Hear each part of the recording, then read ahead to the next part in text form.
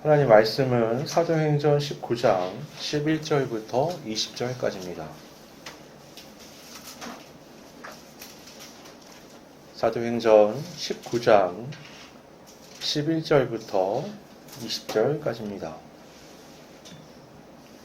봉독하겠습니다.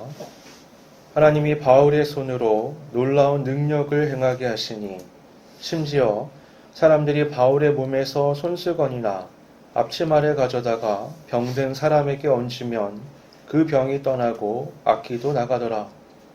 이에 돌아다니며 마술하는 어떤 유대인들이 시험 삼아 악기 들린 자들에게 주 예수의 이름을 불러 말하되 내가 바울이 전파하는 예수를 의지하여 너희에게 명하노라 하더라. 유대의 한 제사장 스게와의 7 아들도 이 일을 행하더니 악기가 대답하여 이르되 내가 예수도 알고 바울도 알거니와 너희는 누구냐 하며 악기 들린 사람이 그들에게 뛰어올라 눌러 이기니 그들이 상하여 벗은 몸으로 그 집에서 도망하는지라. 에베소에 사는 유대인과 헬라인들이 다 이 일을 알고 두려워하며 주 예수의 이름을 높이고 믿은 사람들이 많이 와서 자복하여 행한 일을 알리며 또 마술을 행하던 많은 사람이 그 책을 모아가지고 와서 모든 사람 앞에서 불사르니 그 책값을 계산한 즉 은 5만이나 되더라. 이와 같이 주의 말씀이 힘이 있어 흥왕하여 세력을 얻으니라. 아멘. 성경 특히 복음서를 보면 많은 이적 이야기들이 기록되어 있죠. 근데 아주 의도적으로 그 기적 이야기들 사이사이에 주님의 말씀이 자리하고 있습니다. 그러한 편집 의도는 그런 이적 사건들을 말씀과 떨어뜨려서 보지 못하게 하려고 하는 거라고 말할 수 있어요. 말씀은 귀로 들어야 되죠. 그리고 생각과 마음으로 소화를 해야 합니다. 그것이 속사람을 변화시키고 나아가서 삶을 변화시키게 되죠. 이 모든 과정은 눈에 잘 보이지가 않습니다. 그리고 결과에 이르기까지 꽤 긴 시간을 필요로 해요. 성경의 믿음의 선진들의 삶이 이것을 우리에게 잘 보여줍니다. 노아가 하나님의 그 구원에 대한 말씀을 받고 실제로 홍수가 일어날 때까지의 시간이 100년이 넘게 걸렸어요. 아브라함이 고향을 떠났을 때부터 아들 이삭을 얻고 그 이삭을 바치는 때까지는 수십 년의 시간이 필요했습니다. 출국한 이스라엘 백성들이 가나안 땅에 도착할 때까지는 40년의 시간이 필요했죠. 다윗이 기름 부음을 받은 때부터 왕이 될 때까지도 십수년의 시간이 필요했습니다. 단순히 그 시간이 필요했던 게 아니라 고난의 시간을 통과해야 했던 것으로 우리가 알고 있죠. 반면에 이적은 눈에 너무나 잘 보여요. 눈에 너무 잘 보이다 보면 그 이적 너머에 정말 중요한 것들이 보이지 않게 될 수 있습니다. 베드로와 요한이 제9시 기도 시간에 성전에 오르다가 아름다운 문에 앉아있는, 그러나 아름답지 못한 삶을 살고 있던, 태어나면서부터 한 번도 걷지 못한 40이 된 사람을 이렇게 세우죠. 그때 사람들은요, 그 장면을 보고 베드로와 요한을 주목했습니다. 솔로몬의 행각이라 불리는 곳에다가 세워놓고 그들을 주목했죠. 근데 누구도 베드로가 그 장면에서 한 말을 신경 쓰진 않았어요. 내게 은과 금은 없거니와 내게 있는 이것을 내게 주노니 나사렛 예수 그리스도의 이름으로 일어나 걸으라. 그래서 솔로몬의 행각에서 자신을 주목하는 사람들에게 베드로가 이렇게 말한 겁니다. 이스라엘 사람들아, 이 일을 왜 놀랍게 여기느냐? 우리 개인의 권능과 경건으로 이 사람을 걷게 한 것처럼 왜 우리를 주목하느냐? 또 이어서 이렇게 말을 해요. 그 이름을 믿음으로 그 이름이 너희가 보고하는 이 사람을 성하게 하였나니 예수로 말미암아 난 믿음이 너희 모든 사람 앞에서 이같이 완전히 낫게 하였느니라. 나 보지 말고 예수 그리스도를 보라는 거예요. 그분을 믿어야지 이 일이 일어난다는 걸 아주 분명하게 얘기하는 거죠. 이처럼 이적의 그 현상은 우리의 시선을 사로잡아가요. 그래서 자칫 잘못하면 그 이적을 통해서 하나님이 우리에게 전하시려고 했던 메시지를 놓치게 될 수가 있습니다. 이를 잘 아는 하나님께서 성경의 기자들을 통해 말씀을 기록할 때 항상 이적 이야기와 함께 하나님의 말씀을 두심으로써 일종의 주의 팻말처럼 우리에게 주의사항을 말씀해 주시는 거예요. 달을 가리키면 달을 봐야지 손가락을 보는 건 어리석은 겁니다. 이적에 대한 기록은 어떤 현상이 중요한 게 아니라 그걸 통해서 하나님이 우리에게 무엇을 말씀하시고자 하는가, 그게 중요한 거예요. 오늘 본문도 이런 면에서 유의하면서 살펴봐야 합니다. 11절을 보면 하나님께서 바울의 손으로 놀라운 능력을 행하셨다라고 누가가 기록하고 있어요. 얼마나 그 능력이 대단했느냐? 12절을 보면 사람들이 바울의 몸에 닿았던 손수건, 바울이 쓰던 앞치마를 가져다가 병든 사람에게 얹으면 병이 낫고 귀신 들린 사람에게 얹으면 귀신이 나가는 엄청나게 놀라운 일이 일어났다라고 말씀합니다. 하나님과 아주 밀접하게 있는 사람들의 경우 놀라운 현상이 일어나기도 해요. 모세는 하나님과 대면하던 사람이죠. 그러니까 모세 자체가 특별한 건 아닌데 하나님과 대면하는 과정에서 하나님의 놀라운 빛이 이 사람에게도 스며드는 거예요. 사람들이 모세 얼굴을 못 봤어요. 너무 빛이 나니까. 눈부시면 우리가 눈을 가리는 것처럼 모세를 똑바로 볼 수가 없는 거예요. 그래서 모세가 한동안 수건으로 얼굴을 가리고 다녀야 했다고 말씀하고 있습니다. 근데 그건 그의 사역 중에서 40년이란 기간 중 한때에 그랬다는 거예요. 내내 그랬다는 게 아닙니다. 누가가 기록하는 오늘 본문의 바울의 역사도 그래요. 요때 그랬다는 거예요. 다른 곳에서는 이런 기록을 볼 수가 없어요. 그만큼 이 상황은 굉장히 이례적이고 특별한 것처럼 우리에게 다가오죠. 그런데 13절부터 얘기가 좀 이상하게 흘러갑니다. 에베소에 돌아다니면서 마술을 하는 유대인들이 있었다라고 말씀해요. 이건 좀 이상한 건데요. 이 마술이라는 건 이방인들의 것이거든요. 유대인들은 이방인들의 마술을 쫓을 리가 없습니다.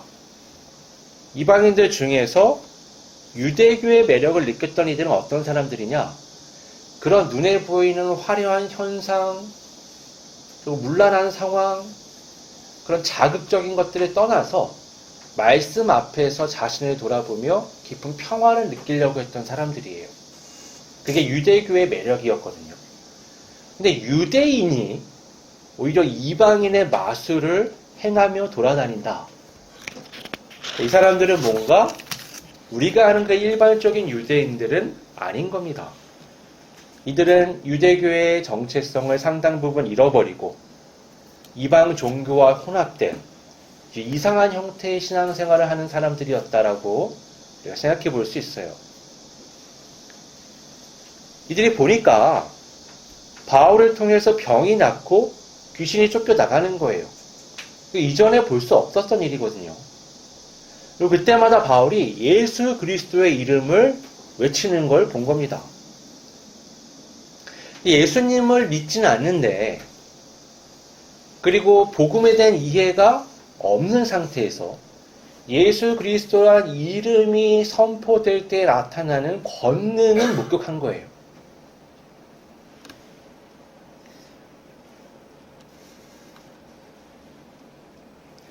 그래서 귀신 들린 사람에게 이렇게 말하죠. 바울이 전파하는 예수를 의지하여 너희에게 명하노라. 되게 이상하잖아요.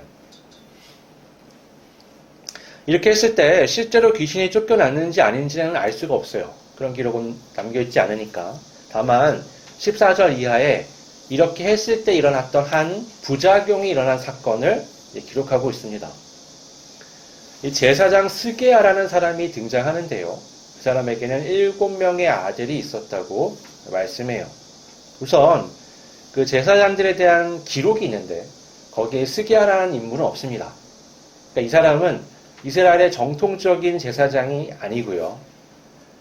에베소에 있는 이 혼합된 이상한 형태의 유대교 신앙의 장이었다라고 우리가 볼 수 있는 거예요.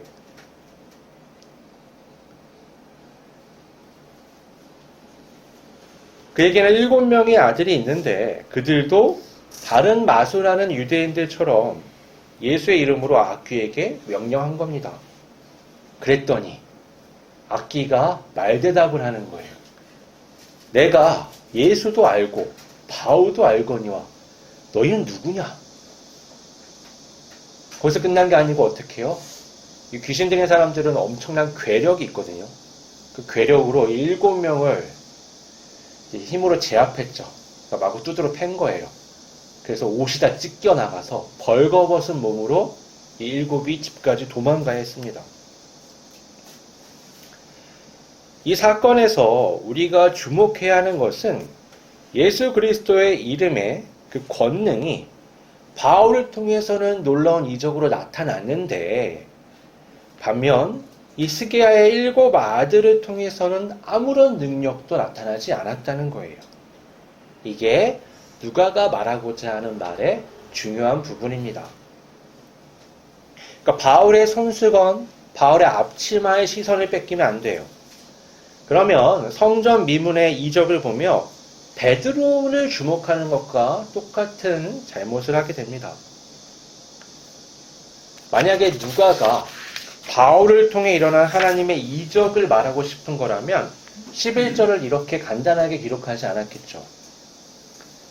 굉장히 시끌벅적한 이야기인데 자세히 뜯어보면 사실 바울을 통한 하나님의 이적에 대해서는 한마디도 안 하고 있어요.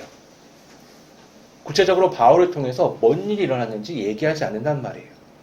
바울의 손수건과 앞치마요, 사람들이 가져다가 한 겁니다. 예수 그리스도의 이름을 오용해서 일어났던 이 스게야 아들들의 사건, 사람들이 한 거죠. 누가는 바울을 통해서 뭐라고 얘기해요? 하나님이 바울의 손으로 놀라운 능력을 행하게 하시니. 그러니까 바울의 능력에 대해서는 구체적으로 아무 말도 하지 않아요.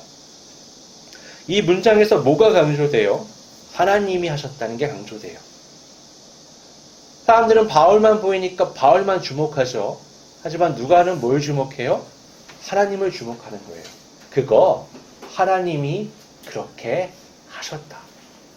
그러니까 바울은 굉장히 수동적인 사람으로 등장하는 거예요. 일종의 도구죠.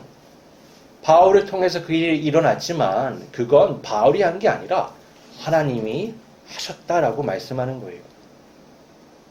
그럼 누가는 왜 예수 그리스도의 이름을 오용한 그 스게야의 아들들의 이야기를 이렇게 자세히 풀어서 얘기할까요? 그것도 역시 하나님의 권능에 초점을 맞춘 이야기 중 하나라고 볼 수 있어요. 이 사람들은 마술사들이에요. 이들은 예수님의 이름을 함부로 사용했습니다. 누가는 바울을 통해 나타난 이 놀라운 역사가 에베소 사람들에게 충격을 줬는데 이 사람들은 그들이 잘 알고 있었던 여러 마술들처럼 이걸 생각했어요. 근데 누가는 뭘 말하는 거예요? 이거 마술 아니라는 거예요. 이건 그런 게 아니야 라고 말을 하는 겁니다. 마술은 어때요? 그러니까 마술서라는 게 있어요. 오늘날 우리는 잘 모르는데 그러니까 특정 조건들을 충족하면 주문을 외우듯이 어떤 특별한 현상이 일어난다라고 생각을 하는 거예요. 어떤 글을 쓰거나 뭐 그림을 그리거나 어떤 형식을 완성하면 놀라운 초월적 능력이 나타난다라고 생각을 하는 겁니다. 그래서 예수 그리스도의 이름도 그렇게 이해를 하고 이들이 그 권능을 이용하려고 했던 거죠. 아이러니하게도 그들이 쫓아내려 했던 악귀를 통해서 누가가 말하려고 하는 게 드러나요. 악귀가 그렇게 말하죠. 내가 예수도 알고 바울도 알아. 너넨 뭐냐? 예수를 안다는 건 뭐예요? 그 예수 그리스도의 이름의 권능 아래 자신이 굴복할 수밖에 없음을 안다는 거예요. 바울 안다는 건 뭐예요? 바울이 그 예수 그리스도의 이름으로 권능을 행한다는 것도 아는 거예요. 반면에 너희는 누구냐? 라는 말과 함께 그들을 제압했다는 건 뭐예요? 너네는 상관이 없는 존재라는 거예요. 너네한테 내가 굴복당하지 않겠다고 말하며 오히려 그들을 제압하죠. 그러니까 똑같은 예수 그리스도의 이름으로 명령을 했는데 이 스게아의 7 아들은 정반대의 결과를 받게 된 겁니다. 누가가 이를 통해 우리에게 말하고자 하는 건 하나님의 권능은 주문 같은 것이 아니라 관계에서부터 비롯된다라는 거예요.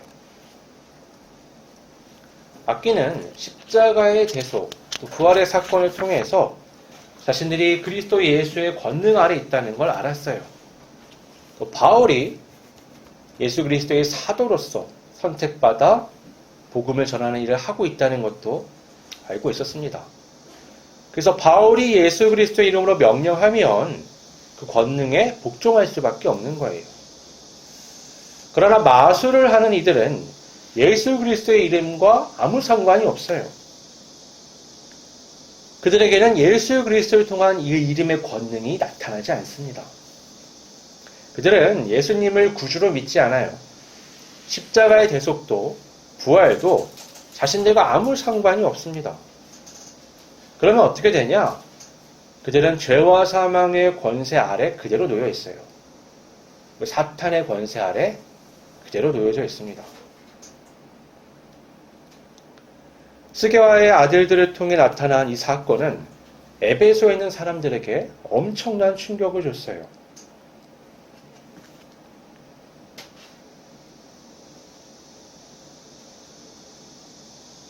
에베소는 정치, 종교, 마술의 중심지였습니다.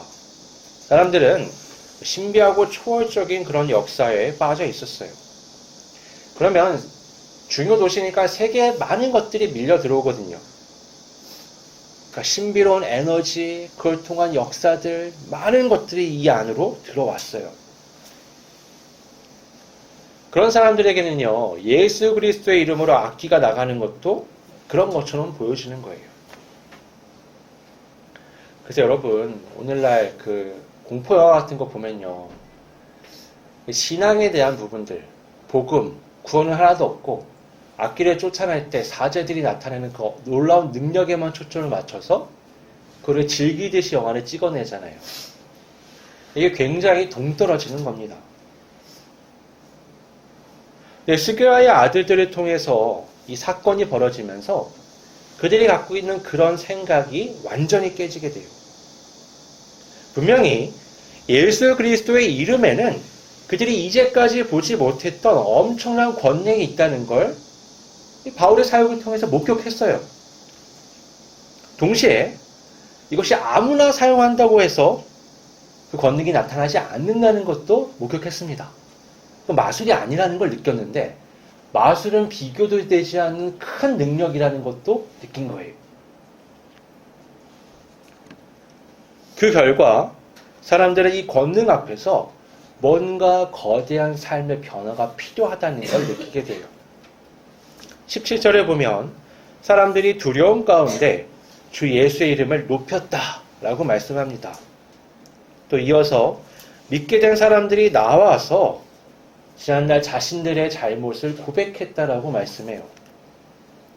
또 마술을 하던 사람들이 모든 사람들 앞에 자신들이 보던 책을 가져와서 불살랐는데 그걸 계산하면 은 5만에 해당한다라고 말해요. 은 5만 잎이라고 생각하시면 되는데 다른 번역을 보면 이게 드라크마라고 얘기를 해요. 드라크마는 데나리온하고 비슷한 단위인데요. 예전에는 우리처럼 이제 화폐를 금액으로 말하는 게 아니라 무게로 얘기를 했거든요. 그러니까 한 잎이라는 건 몇 그램을 얘기하는 겁니다. 하루 품삯이 한 데나리온이에요. 그러니까 5만 리피라 그러면 이게 어마어마한 약의 마술서가 그 도시에 있었고 그걸 다 태웠다라는 걸 우리가 알 수 있습니다. 그래서 이 이야기를 총 다 해서 누가가 말하고자 하는 결론이 20절이에요. 이와 같이 주의 말씀이 힘이 있어 흥왕하여 세력을 얻으니라. 여기 힘이라고 번역된 단어는 크라토스인데 이게 권능을 뜻합니다. 그러니까 눈에 보이는 그런 권능이 아니라요. 주의 말씀이 권능이 있다라고 얘기하고 그 권능이 이렇게 사람들의 변화를 불러왔다라는 얘기를 지금 하는 거예요. 여러분, 이적은 귀신을 쫓아낼 수도 있고요. 병을 고칠 수도 있습니다. 그러나 그게 사람의 영혼을 구원하지는 못해요.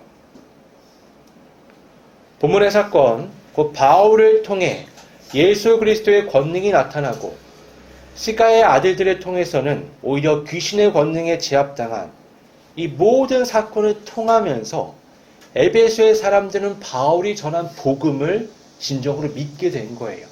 듣게 되었어요. 그래서 어떻게 해요? 자신의 죄를 고백하고 마술서를 태우고 예수님의 이름을 높이면서 새로운 삶을 살게 된 겁니다. 이 모든 것을 묶어서 주의 말씀의 권능으로 이 놀라운 일들이 일어났다라고 얘기하는 거예요. 어느 한 부분만 딱 떼서 현상만 가지고 이게 주님의 능력이라고 말하지 않는 겁니다. 성경이 말씀하는 예수 그리스도를 통한 최고의 이적은 뭐냐? 그건 구원이에요. 여러분, 눈에 보이는 현상에 현혹되시면 안 됩니다. 어느 기도원에 가서 기도했더니 안수를 받았더니 뭘 했더니 어떤 일이 일어났더라. 뭘 봤더라. 들렸더라. 우리가 흔히 성령의 은사 중 우리 시선을 뺏어가는 방언, 치유 같은 건요. 사실상 모든 종교에 다 있는 겁니다. 종교도 급이 있거든요. 가장 낮은 데 무속신앙이라는 게 있는데 그 무속신앙에도 그것들이 있어요. 사실 그건 구원과 별 상관이 없어요. 예수님이 마지막 날에 이렇게 말씀하시겠다고 얘기를 하세요. 그날에 많은 사람이 나더러 이르되 주여 주여 우리가 주의 이름으로 선지자 노릇하며 주의 이름으로 귀신을 쫓아내며 주의 이름으로 많은 권능을 행하지 아니하였나이까 하리니 그때 내가 그들에게 밝히 말하되 내가 너희를 도무지 알지 못하니 불법을 행하는 자들아 내게서 떠나가라 하리라. 분명히 예수님의 이름을 전했고 귀신도 쫓았고 권능을 행했는데 예수님이 뭐라고 말씀하세요? 나는 모른다라고 얘기하시는 거예요. 또 불법을 행한다고 말씀하시죠. 나는 너를 모르는데 너는 내 이름을 도용했어. 그럼 불법이지. 나한테서 떠나라 라고 말씀하십니다. 스게의 아들들과 다를 바가 없는 거예요. 나는 예수님을 안다고 생각해요. 그런데 예수님도 정말 나를 알까요? 이건 무서운 말이거든요. 공포스러운 겁니다. 우리는 에베소 사람들과 같은 변화가 필요해요. 주님 앞에서 자신의 잘못을 회개하고 내가 의지하던 것들을 태워버리고 내가 바라볼 때 매력 있는 세상의 힘이 아니라 하나님의 말씀의 권능을 따라 삶을 전환해야 합니다. 히브리서 4장 12절 13절은 이렇게 말씀합니다. 하나님의 말씀은 살아있고 활력이 있어 좌우의 날선 어떤 검보다도 예리하여 혼과 영과 및 관절과 골수를 찔러 쪼개기까지 하며 또 마음의 생각과 뜻을 판단하나니 지으신 것이 하나도 그 앞에 나타나지 않음이 없고 우리의 결산을 받으실 이의 눈앞에 만물이 벌거벗은 것 같이 드러나느니라. 하나님의 말씀이요 어때요? 무엇보다 예리하다라고 말씀하죠. 얼마나 예리하냐? 누구도 가를 수 없는 것. 사람의 혼, 영, 그러니까 사람의 가장 깊은 곳, 숨겨져서 누구도 볼 수 없는 것이 쪼개진다는 거예요.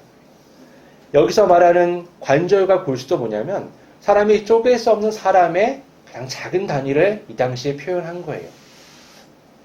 한마디로 얘기해서 하나님 앞에는 감춰질 수 있는 게 전혀 없다라는 얘기하는 거예요. 세포 단위까지 가서 모든 게 다 쪼개져서 드러난다는 말씀을 하는 겁니다.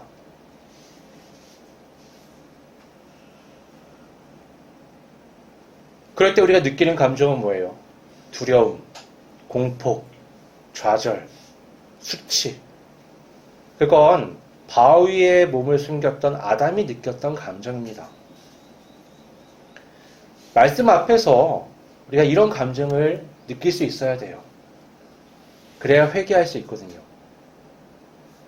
하나님 앞에요, 모든 게 다 드러나 있습니다.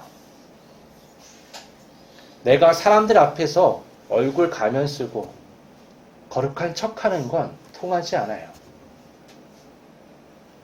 나 스스로까지 속이면서 거짓된 삶을 살았던 많은 것들이요, 하나님 앞엔 여과 없이 다 드러납니다.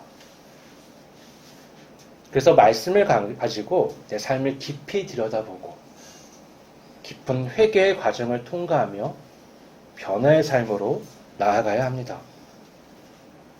하나님은 우리에게 창피해 주시려고 그렇게 하시는 게 아니에요. 그 과정을 통해서 재창조의 역사 안으로 그리스도 예수로 새 옷을 입고 하나님과 바른 관계를 맺게 하기 위해서 그렇게 하시는 겁니다.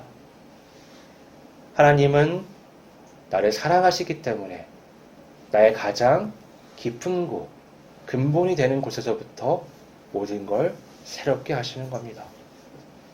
주님 앞에서 온전한 회개와 믿음으로 예수 그리스도의 이름의 그 권능 아래 새로운 삶을 사는 우리 모두가 되기를 바랍니다. 기도하겠습니다. 아버지 하나님,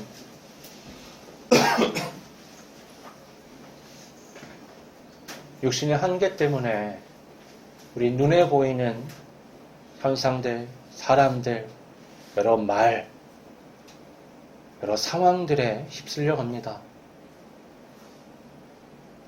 하지만 오늘 말씀을 통해 그 너머의 하나님의 역사, 하나님의 말씀하심을 바라봐야 함을, 거기에 초점을 맞춰야 함을 우리가 알게 되었습니다. 진정한 능력이 구원에 있음을, 그 구원을 위해 회개와 믿음의 삶을 살아야 함을 다시금 느끼게 되었습니다.